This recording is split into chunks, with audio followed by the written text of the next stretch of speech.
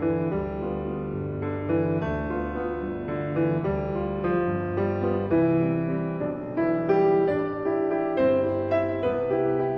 nombre de la Vicerrectoría de Extensión y Comunicaciones, ¿verdad?, y del Archivo Central Andrés Bello, que dirijo, les doy la bienvenida y agradezco a la Fundación Neruda la posibilidad de que, ¿cierto?, como dijo Fernando, podamos inaugurar esta línea de publicaciones, ¿verdad?, que esperamos que no sea el primer libro, sino que haya muchos más. Voy a darle la palabra a la profesora Jennifer Abater, que es jefa de gabinete de la Vicerrectoría de Extensión y Comunicaciones, quien trae las palabras de la profesora Farideh Serán, que lamentablemente no pudo estar aquí hoy día contigo, Brenda, y con los asistentes. Muchas gracias, Jennifer, por estar acá. Estimadas autoridades presentes, estimados anfitriones de la Fundación Neruda, estimado Fernando Sáez, director ejecutivo de la Fundación Pablo Neruda, estimado Darío Oces, director de la Biblioteca de la Fundación Pablo Neruda, estimada Alejandra Araya, director del Archivo Central Andrés Bello de la Universidad de Chile, estimada autora, estimados amigos y amigas. Es un placer participar de esta actividad que sella un momento sumamente importante para la Cátedra Neruda, que desde hace 2 años une a nuestras instituciones en los relevantes propósitos de promover el estudio de la vida y obra de uno de nuestros poetas más insignes y de divulgar los contenidos de estos estudios. Nos convoca hoy el lanzamiento del libro Mujer y Geografía en la espada encendida de Pablo Neruda, la obra de Brenda Miller Hurtado, que marca la primera publicación fruto del trabajo de la Cátedra Pablo Neruda, alojada en el Archivo Central Andrés Bello y generada a partir del primer concurso de tesis para estudiantes de la Universidad de Chile. La fecha para este lanzamiento sin duda no fue elegida al azar, ya que también anuncia un nuevo aniversario del natalicio del poeta, que se conmemora el próximo 12 de julio. El carácter de esta primera obra demuestra la importancia de las alianzas académicas en torno a la revitalización de las obras de nuestros más grandes escritores y en particular la labor de la Cátedra de Neruda, relevando el legado de nuestro Premio Nobel de Literatura. El trabajo de Brenda Miller, como dice Raúl Zurita en el prólogo del volumen que hoy presentamos, escapa de un lugar relativamente común en nuestro país, como es el gusto por la rica biografía de Pablo Neruda y un cierto olvido de parte de los teóricos de los alcances de su obra poética. Como reza la introducción a este volumen, abro comillas, volver la mirada hacia el espacio donde el sujeto poético habita, esto es, a los textos, es una necesidad, ya que estos constituyen el lugar primordial de diálogo, originando nuevos sentidos que se actualizan de acuerdo al contexto histórico al cual el lector pertenece. Cierro comillas. Y esta necesidad puede ser abarcada de manera privilegiada desde el soporte de la investigación académica. Bueno, hola. Yo primero quiero darle las gracias a la Brenda Miller, amiga y compañera de ruta de interminables conversaciones acerca de la literatura, por haberme dado el honor de presentar este libro. Una sonata negra a propósito del libro Mujer y Geografía en la espada encendida de Brenda Miller. El feo rostro de Neruda acecha Chile, acecha la poesía chilena, me acecha. Una pregunta que debe enfrentar cualquier poeta de este país, cualquiera de sus habitantes, es qué hacer con ese rostro inmutable. Como Walter Benjamin afirmó en los inicios de la reproducción como gesto artísticos, en los tiempos de la atrofia del aura, solo la fotografía del rostro podría conservar la autenticidad de aquello que sabemos único. El rostro es así el último reducto del humano y contiene en sí los rasgos culturales de su tiempo. El rostro de Neruda es el aquí y el ahora de la poesía chilena. Es su último rostro aurático, la última trinchera del valor cultural de la poesía. En ese rostro permanece la desmesura, lo telúrico, la utopía, un determinado concepto del amor. Es la poesía como posibilidad de bestseller mundial, también la letra inscrita políticamente, la lluvia, la mujer, es el sur. A la vez contiene el antirrostro de Nicanor que se asoma en miles de copias. Es el sexo, es un Dios que dirige un mundo prodigioso en mar, en selva, en aire y en colinas, dichos en voz de sonsonete monocorde. Es la chascona, colecciones tutelares, un mundo en goce y siempre dichoso, aún desde la muerte y la oscuridad. Un rostro que eligió para sí un nombre de un cronista menor para usurparlo y llenarlo de un nuevo mundo donde es el dueño de las palabras, ríos de palabras que demandan protagonismo. Un rostro voraz que absorbe inmutable cualquier otra palabra y derrocha con precisión las suyas que aturden y embelezan. un sujeto poético cambiante, a veces colectivo, a veces festivo, a veces nocturno. Neruda es el rostro, no necesita a nadie. Neruda sobre todo es. De pronto, ese rostro pasa a ser solo una estampa de museo, un gesto hostigoso, una cierta retórica pasada. Es 1973 y sus palabras ya parecen irreales y sobre todo inútiles. Por eso interesa la perspectiva desde la cual Brenda Miller aborda Neruda, centrada en La espada encendida de 1970. A la pregunta, ¿qué hacer con ese rostro inmutable? ¿Cómo aproximarse? Miller apuesta por esta obra liminar entre el ser absoluto del mundo nerudiano y su precariedad. En ese pliegue se encuentra esta fábula casi desapercibida de su producción y que junto a Fin de Mundo del 69 y el póstumo 2000 confieren un inusual tono apocalíptico, distópico, descriptivo y casi narrativo a este último ciclo poético de creación. Bueno, en primer lugar, me tocó leer, ¿cierto?, el trabajo en forma de tesis, cuando hubo que evaluar y además enfrentarnos a esta primera experiencia de un concurso, ¿verdad?, para, de alguna forma, revertir lo que estaba en el aire, en el sentido de que, que las nuevas generaciones y los nuevos estudiantes, ¿verdad?, no tenían un interés en particular por Neruda, como que de Neruda se ha dicho todo, y que lo han dicho, ¿verdad?, este panteón, ¿verdad?, de nerudianos que hay con todo, ¿verdad?, que han sido fantásticos en sus lecturas sobre Neruda, y eso es lo primero que yo quisiera relevar, digamos, ¿no?, que es la mirada de una mujer sobre Neruda, y que instala además, ¿verdad?, desde esa perspectiva una lectura sobre las mujeres en este universo poético del poeta.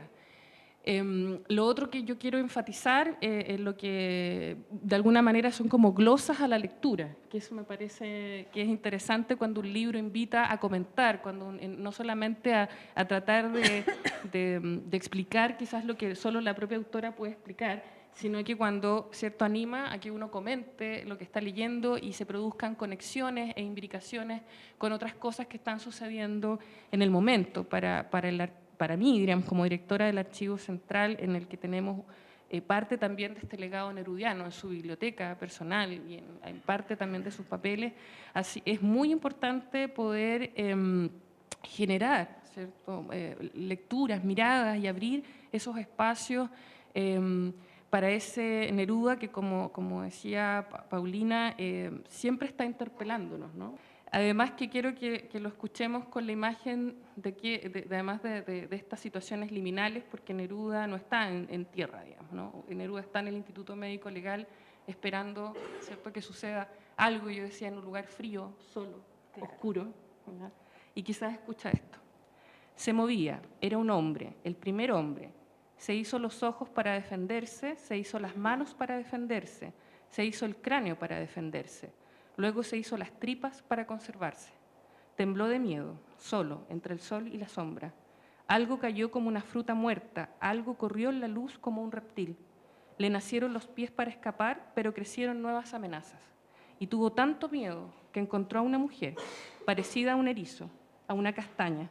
Era un ser comestible. Pero aquel hombre la necesitaba, porque eran los dos únicos, eran los renacidos de la tierra y tenían que amarse o destruirse. Siempre me ha llamado la atención que en ámbitos no académicos, cuando se habla de Pablo Neruda, la preocupación se centra mucho más en su persona que en su obra poética.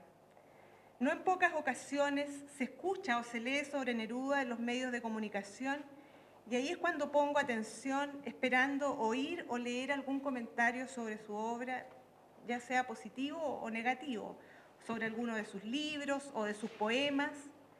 Pero no, generalmente se trata de un comentario ajeno a su poesía, que se afana en vaguedades o incluso a veces en dar 2 o 3 calificativos negativos sobre su persona, que a estas alturas de tan repetido no creo que revistan mucho interés para nadie. Es indudable que Neruda fue relevante en la historia de nuestro país durante el siglo pasado y que hoy su figura sigue muy vigente. Sin embargo, no parece suceder lo mismo con su obra. Se puede decir, en efecto, que su poesía no es leída con el mismo interés que despierta su biografía. Por lo tanto, creo que ya va siendo hora de amistarse y reencantarse con sus textos. Se hace necesario entonces sacudirse los prejuicios que circulan sobre su escritura, que se trata de una poesía grandilocuente, que es demasiado solemne, que es muy aristocrática, en fin, todo lo que circula y que uno escucha. Y se hace necesario entonces zambullirse como un niño en la heterogeneidad y en la vastedad de su palabra poética. Este trabajo sobre la espada encendida no es más que un intento entre tantos que aspira a incentivar la lectura de Neruda.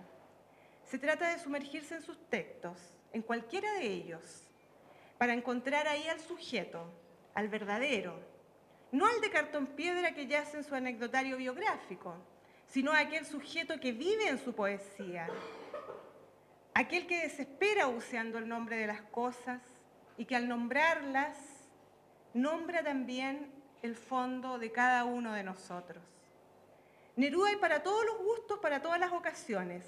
Poeta solemne, sí, por supuesto, con esa gravedad conmovedora y alucinante presente, por ejemplo, en Alturas de Machu Picchu de canto general o en los 3 cantos materiales de Residencia en la Tierra, donde el hablante de uno de sus poemas, poema llamado Apogeo del Apio, se dirige severo y ritual, siempre inquiriendo el fundamento de lo real, a este apio fresco y delicioso que todos conocemos. Les voy a leer un pedacito del fragmento, del poema. ¿Qué quieres, huésped de corsé quebradizo, en mis habitaciones funerales? ¿Qué ámbito destrozado te rodea? Y después, en los últimos versos, este hablante grave y ceremonioso se dirige a este vegetal humilde del apio y le dice: y entráis en medio de la niebla hundida hasta crecer en mí, hasta comunicarme la luz oscura y la rosa de la tierra. La luz oscura y la rosa de la tierra, tal vez el secreto que la naturaleza misteriosa guarda, atesora respecto al origen de la vida. En fin, lo que cada uno entienda según su propio razonamiento o su fe. Pero no solo existe este poeta profético y ritual en su obra, en sus libros, sino también nos encontramos con un sujeto más lúdico. Lo podemos advertir, por ejemplo, en el poema Un escarabajo del libro Las manos del día, un libro publicado ya en 1968, texto donde el hablante parece más un entomólogo que se entretiene dialogando con bichos ínfimos, de esos que viven apegados a la tierra. En este poema vemos como este hablante juguetón llena de preguntas a este pequeño escarabajo, preguntas sobre su aspecto, pero que al mismo tiempo desembocan en la interrogante nerudiana fundamental, la pregunta por el misterio de la vida. Les voy a leer otro trocito de este poema. ¿Cómo hiciste tu traje duro, tus ojos de zinc, tu corbata, tus pantalones de metal, tus contradictorias tijeras? Luego, en los últimos versos del poema, el hablante se resigna ante la impasible indiferencia del vistoso escarabajo. Nada más hermoso que tú, mudo, insondable escarabajo, sacerdote de las raíces, rinoceronte del rocío. Le dije, pero no me dijo. Le pregunté y no contestó.